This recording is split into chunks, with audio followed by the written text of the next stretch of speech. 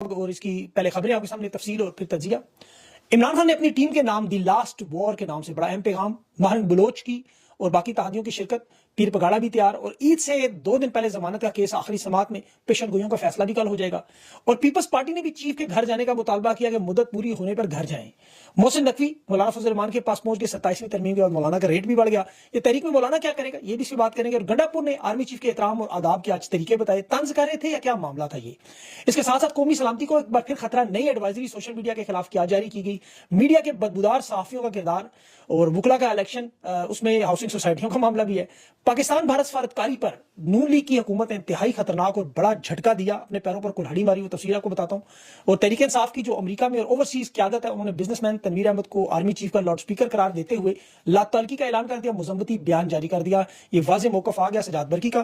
اس کی تفصیل سے باقی خبروں کی بات کرتے ہیں۔ پہلے عمران خان کا جو بڑا اہم پیغام، احتجاجی تحریک میں شرکت کے لیے ماہرین بلوچ کو باقاعدہ دعوت دی گئی، تمام اتحادیوں کو دی گئی، اور تحریک انصاف ان کے ساتھ رابطے کرے گی۔ اب یہ براہ راست دعوت جو ہے وہ ماہرین بلوچ کی سیاسی جماعت کو دی گئی ہے۔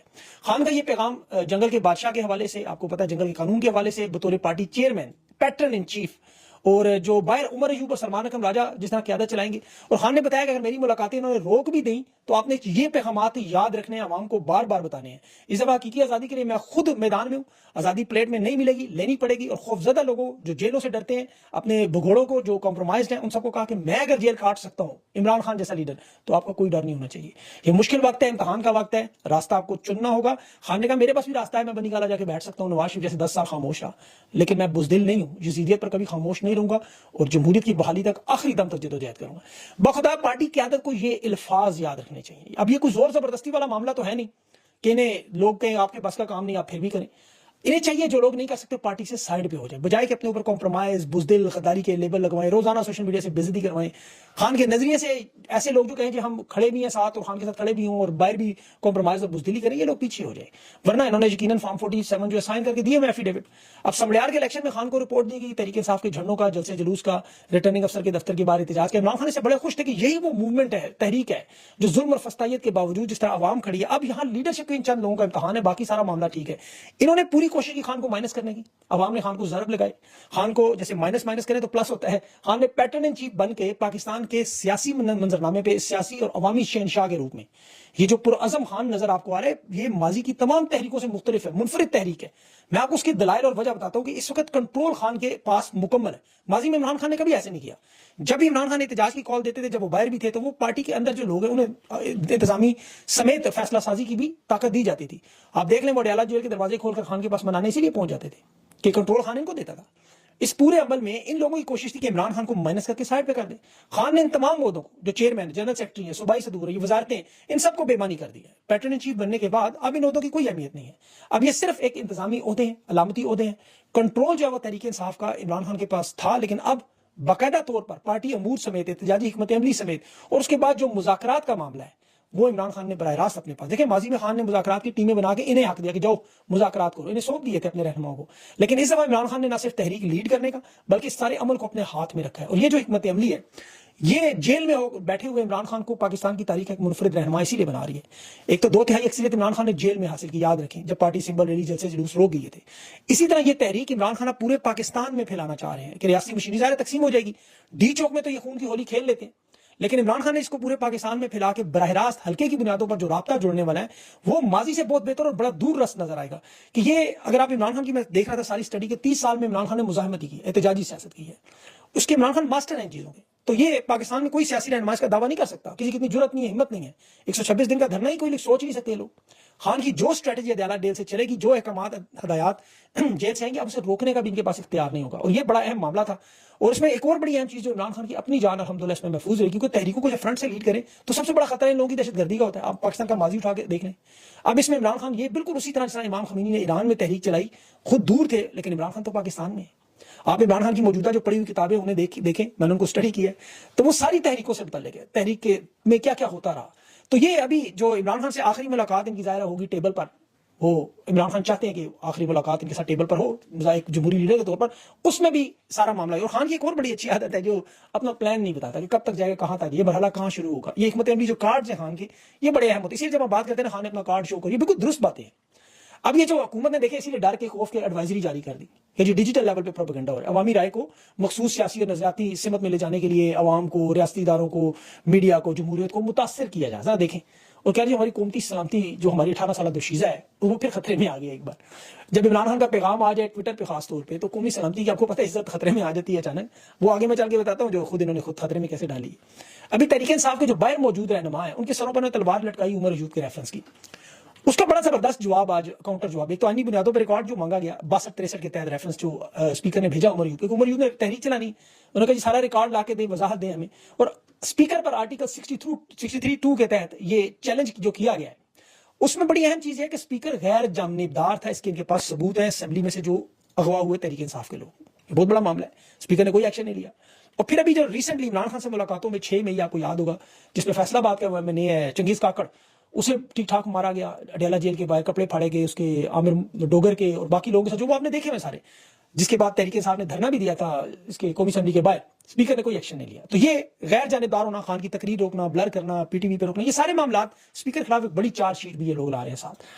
اچھا اب عمران خان کے جو کیسز ہیں عدلیہ میں، ایک تو القادر کل 11 بجے جسٹس سرفراز ڈوگر اور محمد آصف کی عدالت میں 5 جون کو جو شروع ہو رہا ہے اسلام آباد ہائی کورٹ میں، اس میں ایک تو رہائی کی پیشن گوئیوں والے کے سارے وہ معاملہ سامنے آ جائے گا، رہائی ہونی ہے، ضمانت ہونی ہے نہیں. دوسرا اس میں جو اہم معاملہ ہے کہ یا مجھے تو لگتا ہے نیب وقت لے گا، جج بھاگ جائے گا، یہ تو سب کو پتہ ہے، اور ضمانت تو یہ نہیں دیں گے کبھی بھی، کسی صورت میں نہیں دیں گے. بہرحال یہ سام کل پٹاڑی میں سے نکل آئے گا. دوسرا اہم کیس جو نیاز اللہ نیازی صاحب کی توہین عمران خان کی جو کیسز پہ نہیں ہوتی اس پہ قائم بینچ ہے، اس پہ جو ملاقاتیں نہیں ہو رہی تھی، یہ کیس بھی. اور عمران خان کا جو ایک کیس انہوں نے بنایا توہین جج کا، جب عمران خان نے کہا تھا نا میں اقتدار میں ہوں گا تو آپ کو قانون کے کٹہرے میں لائیں گے، انہوں نے صرف دھمکی کا کیس بنایا تھا. آپ یقین کریں کہ 2.5 سال ہو گئے ہیں یہ کیس سماعت کے لیے نہیں لگا. ابھی وہ مرید عباس صاحب کی عدالت میں جیل ٹرائل کے لیے ہائی کورٹ میں جو خط لکھا تھا اس کا جواب ہی نہیں دیتا. 18 جون تک یہ بھی ملتوی ہو چکا ہے. اندازہ کریں ذرا سے. تھانہ مرگلا میں یہ کیس درج ہوا تھا اور مریم نواز انہی دنوں میں جلسوں میں آپ کے سامنے حاضر ڈیوٹی سپریم کورٹ کے ججز کو نام لے کر جلسوں میں دھمکیاں لگا رہی تھی. لیکن وہ خیر ان کا نام گھر میں بھی لاڈو رانی ہے اور یہاں پہ بھی ان کے ساتھ صحیح سلوک ہے. اب اس میں 9 مئی کے مقدمات میں دیکھیں جب اب آج سماعت ہو رہی تھی تو تھانہ سرور روڈ کا ایک مقدمہ تھا، اس میں گواہ پر جرا ہوئی. اس جرا پر گواہ سے پوچھا جا رہا تھا کہ آپ جائے وقوع پر شواہد کب اکٹھے کرنے گئے. اس نے کہا جی 10 مئی صبح 9:30 بجے. وکیل نے جج کے سامنے وہ پیپر رکھے گئے، ریکارڈ پڑا ہے، مقدمے کی FIR دیکھیں کب درج ہوئی 10 مئی کی رات 3:20 پر. 18 گھنٹے پہلے ہی یہ بندہ شواہد اکٹھے کرنے سے لگا تھا. یہ صرف اس ایک بیان پہ یقین کریں 9 مئی کا کیس اڑ سکتا ہے آرام سے. اس کے ساتھ ساتھ عدالتوں میں پیکا ایکٹ والا کیس بھی جو صحافیوں کی تنظیم ہے ان کی درخواست بھی سوئی. پیکا کا بڑا اہم معاملہ ہے کیونکہ صحافیوں کو روکنے کا ان کی ایک ہی کوشش ہے. 26ویں آئینی ترمیم کے بعد جو ہائی کورٹ کا آئینی بینچ جو انہوں نے ابھی تک بنایا نہیں، ان کا جو وکیل کہہ رہا ہے کہ آپ تو اسلام آباد ہائی کورٹ تو سن ہی نہیں سکتی ہے کیس. اس کیس میں آپ میڈیا انڈسٹری میں صحافیوں پر جو خوف کی فضا قائم کی گئی، ہراساں کیا جا رہا ہے پولیس کی طرف سے، اور مریم نواز کا جو توہین مریم کیس بھی ہے یہ اس کی سماعت تھی. اور اس کے ساتھ ابھی سینیٹر مشتاق صاحب دلیر آدمی فلسطین کے معاملے پر آپ نے دیکھا ہے انہیں میرا خیال میں 15-20 دفعہ انہیں اغوا کیا جا چکا ہے پچھلے سالوں میں. یہاں تک تو چلے اٹھایا اغوا کرنا سمجھ آتا ہے. ابھی ان کی ٹیم نے ایک ٹویٹ کی اور بڑی دلخراش ٹویٹ کہ وہ ذی الحج کے اس مہینے میں قرآن پاک پڑھنے کے لیے وہ نہیں دیا جا رہا. اسلامی جمہوریہ ملک ذی الحج کے مہینے میں تلاوت کے لیے قرآن پاک نہیں دیا جاتا. اب یہاں سے اندازہ کر لیں کس لیول کی فستحیت ہے. اچھا اب کچھ معاشی اور نون لیگ کی سفارتکاری کے تباہی کے بیانات. ایک تو پاکستان بھارت کا پہلگام پہ آپ کو پتا دہشت گردی کا الزام لگایا گیا تھا، کوٹ لکھپت میں ان کے پاس وہ حافظ صاحب جو قید ہیں. پہلگام واقعے کے بعد دنیا بھر میں اقوام متحدہ کی سلامتی کونسل کی جو عالمی دہشت گردوں کی لسٹ ہے اس میں حافظ صاحب کا نام ہے. امریکی محکمہ خزانہ نے 2008 میں انہیں اسپیشل ڈیزگنیٹڈ دہشت گرد قرار دیا ہے. $10 ملین کا انعام تک مقرر کیا تھا. اور بھارت کا ہمیشہ موقع تھا کہ ممبئی حملوں میں شامل تھے 2008 کی، اور اس پہ ہمارے نواز شریف صاحب نے ڈان لیکس میں آپ کو یاد ہوگا یہ الزام براہ راست فوج پہ بھی لگایا تھا. آپ کو یاد ہوگا نواز شریف صاحب نے کہ یہ سرپرستی کرتے ہیں. اب نون لیگ کے اسپیکر پنجاب اسمبلی جو ملک احمد ہے اس نے تقریر کرتے ہوئے اثاثہ قرار دیا، قریبی تعلق قرار دیا. اور یہ عین اس وقت جب بلاول دنیا کے سامنے کہہ رہا ہے ہم دہشت گرد ملک نہیں ہے، بھارت ہے، ہم تو ہر تفتیش کے لیے تیار، آپ ہمیں ثبوت دیں. اب ان کے پاس یہ نون لیگ کے پنجاب اسمبلی کے اسپیکر کا ثبوت موجود ہے، وہ کہہ رہے ہیں ہم ان کے ساتھ شامل ہیں. اب یہ اندازہ کریں اگر یہ بندہ صحیح ہے مثال کے طور پر تو 78 سال کی سزا پاکستانی عدالتوں نے کیوں سنائی؟ اگر یہ بے قصور ہے، بے گناہ، آپ جس طرح یہ احمد صاحب کہہ رہے تھے، تو پاکستانی عدالتوں نے 78 سال کی سزا نے کیوں سنائی؟ زیادہ دہشت گردی کی عدالتوں پاکستان میں 31 سال، 15 سال، 11 سال. تو یہ انہوں نے اپنے لیے پاؤں پہ کلہاڑی ماری ہے. یہ بہت بڑی ان کی منافقت بے نقاب ہو جائے گی اس چکر میں کہ اپنی ہی عدالتوں کے فیصلے تسلیم بھی نہیں کر رہے، اور پھر دوسری طرف حکومت میں جو موجود لوگ ہیں وہ ان کالعدم تنظیموں کا پبلکلی اعتراف کریں کہ ہمارے اثاثے ہیں. اب یہ وہ دوہری پالیسی ہے جس کی وجہ سے دنیا ان پہ اعتماد نہیں کرتی، اعتبار نہیں کرتی. یہ جتنے مرضی بلاول جنسی ادویات کے لیے وزن کم کرنے کے لیے اس کو باہر چمکا چمکو کے بھیجیں، اس کے حالات سے بڑے ٹائٹ لگ رہے تھے پاکستان کے حالات کی طرح، سندھ کے حالات کی طرح. سندھ کے حالات تو دیکھیں، کراچی کے ملیر میں بھی جو قیدی نکلے اسی سے آپ دیکھ لیں. قیدی ابھی آپ کو پتا جیل توڑ کے باہر آئے، انہیں تو خوش ہونا چاہیے تھا، لیکن جب انہوں نے دیکھا نہ پانی، نہ بجلی، نہ گیس، نہ روزگار، نہ تحفظ، ووٹ آئین چور، ملک پہ قبضہ، آدھا گھنٹہ وہ قیدی باہر رہے ملیر جیل سے، لوگوں نے حالات بتایا تو انہوں نے کہا اس سے اچھی تو جیل ہے بھائی، واپس چلو. اور لوگ خود واپس چلے گئے کہ یہاں تو 2 وقت کی روٹی پوری کرنا مشکل ہو چکا ہے. اب معیشت کا معاملہ بڑا اہم ہے، لیکن اس میں اگلے ویلاگ میں تفصیل سے بات کروں گا. ابھی مجھے پاکستانی میڈیا کے کچھ جو بدبودار لوگ، ان پہ بات کرنا بڑا ضروری ہے، کیونکہ انہیں کچھ لوگ ابھی بھی دانشور سمجھتے ہیں. رؤف کلاسرا صاحب ہوں، غریدہ فاروقی صاحبہ ہوں، وہ الیاس تمغہ بریگیڈ صاحب ہوں، انصار عباسی، سہیل بڑائچ ہوں، ان کا ذکر اس لیے میں آپ کو کرنا ضروری سمجھتا ہوں اور ہر ویلاگ میں کرنا چاہیے کہ جو اسٹیبلشمنٹ کے طاقتور لوگ ہیں، ان کا یہ خفیہ ہتھیار ہے. یہ یاد رکھیں، یہ لوگوں کی سمجھتے ہیں کہ ذہن سازی میں بھی کام کر رہے ہیں. یہ جو میڈلز بردار ان کا جو بریگیڈ ہے، اس کی اب لسٹ بنائیں، 10-15 منٹ خرچ کریں تو آپ کو اندازہ ہو جائے گا کہ طاقتور لوگوں کے بدنام زمانہ ان سیاسی رہنماؤں کی طرح گھنونا کردار ادا کرتے ہیں، اپنے کالم سے، ٹی وی ٹاک شو سے، اپنے ٹویٹ سے. اسی لیے ہم سب لوگوں کا کام بڑھ بھی جاتا ہے، کس پہ ٹائم ضائع ہو جاتا ہے. لیکن یہ حقیقی ہے کہ آپ کے لیے سمجھنا ضروری ہے، کیونکہ انہیں ابھی بھی کچھ لوگ دانشور سمجھتے ہیں. حالانکہ ان کے مقابلے میں پاکستانی 64% نوجوان طبقہ، گلی کوچے میں بیٹھے ہوئے لوگ، دکاندار، ارب پتی تاجر، کسان، گھروں میں بیٹھی خواتین، اوورسیز پاکستانی اب حقیقی معنوں میں یقین کریں شعور کی وہ منزلیں طے کر چکے ہیں. ان لوگوں سے 10 گنا زیادہ بہتر وہ پاکستان کے حالات کا تجزیہ کرتے ہیں. ان کی فکری لیول اتنا اونچا ہو چکا ہے. میں اکثر ٹویٹر سپیسز میں لوگوں کی گفتگو سنتا ہوں، اس میں مجھے اندازہ ہو جاتا ہے یہ وہ بدبودار لوگ ہیں جو جمہوریت کے دشمن ہیں. یقین کریں، یہ رؤف کلاسرا کی آپ ایک بیان سن لیں، غریدہ فاروقی صاحبہ کی ایک بیان سنیں، وہ الیاس صاحب کی چند منٹ کی گفتگو سن لیں، آپ کو اندازہ ہو جائے گا یہ لوگ اس قدر دشمن ہے اس جمہوری نظام کے، بغض عمران میں، جمہوریت کے ساتھ، کہ جس طرح نواز شریف جیسے لوگوں کو راس نہیں آتی، انہیں بھی نہیں. وہ کلاسرا صاحب کہتے ہیں کہ جی پاپولر لوگ جو ہیں وہ جمہوریت کے لیے پاپولر لیڈر دشمن ہے، خطرہ ہے. تو پھر تو قائد اعظم محمد علی جناح برصغیر کے لیے سب سے بڑا خطرہ تھے. نیلسن منڈیلا جمہوریت کا سب سے بڑا خطرہ تھا. امام خمینی ہو، مہاتیر محمد ہو، ابراہم لنکن ہو، مہاتما گاندھی ہو، ونسٹن چرچل ہو، تھامسن جیفرسن ہو، یہ سب لوگ جمہوریت کے لیے بہت بڑا خطرہ ہے. پھر کلاسرا صاحب کو کوئی بتائے. انصار عباسی، سہیل بڑائچ، منیف فاروق جیسے لوگ یہ جو آپ کا ذہن بنانے کی کوشش کرتے ہیں.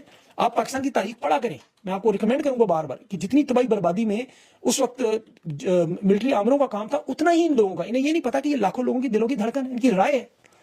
اسٹیبلشمنٹ کے ان لوگوں کی آپ پریس کانفرنس سنیں اور ان لوگوں کے بیانات سنیں تو وہ ایک ہوتے ہیں، کیونکہ یہ ان کے خفیہ ہتھیار ہے ریاست کے. اب لیکن یہ پرانے ہو چکے ہیں، انہیں زنگ لگ چکا ہے، یہ مس فائر بھی کرتے ہیں، یہ اپنی عمر بھی پوری کر چکے ہیں، کیونکہ نوجوانوں کے ہاتھ میں ایک نیا ہتھیار ہے جس کا نام موبائل فون ہے.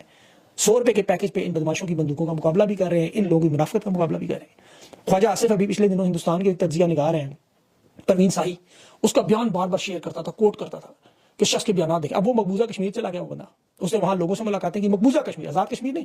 وہاں لوگوں نے سے کہا کہ ہم پاکستان کے ساتھ اس لیے نہیں جاتے کہ وہاں مقبول ترین رہنما عمران خان کے ساتھ دیکھیں کہ جیل میں کیا سلوک ہو رہا ہے. یہی بات ہے بنگلہ دیش کے لوگوں سے کریں، وہ شکر کے کلمے پڑھتے ہیں، قطر میں جان چھوٹی، کہ یہ لوگ اگر خان جیسے بندے کے ساتھ یہ کہہ رہے ہیں تو ہمارے ساتھ 1971 میں جو کیا اس سے بھی بدتر کرتے.